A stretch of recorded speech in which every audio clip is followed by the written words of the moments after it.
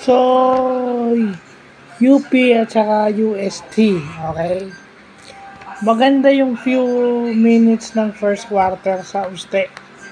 Pero like many others, bumibigay at doon nag-capitalize yung UP.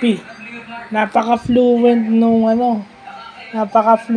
nung opensa ng UP, samantalang itong tira ni Cabanyero sobrang hirap.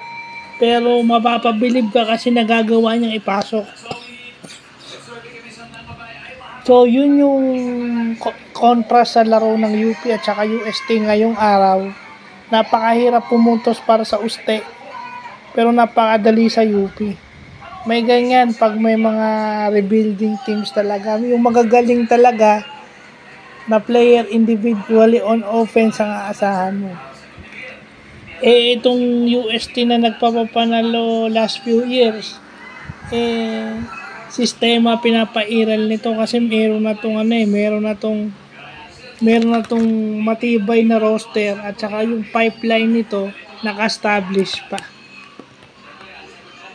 So yung mga teams na nagpapanalo last few years, may mahabang frontline yan.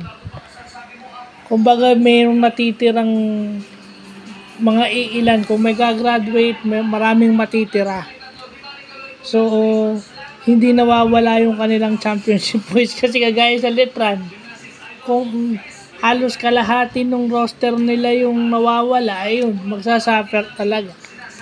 Sister school ng UST yung Letran, ha. So, yun makikita nyo.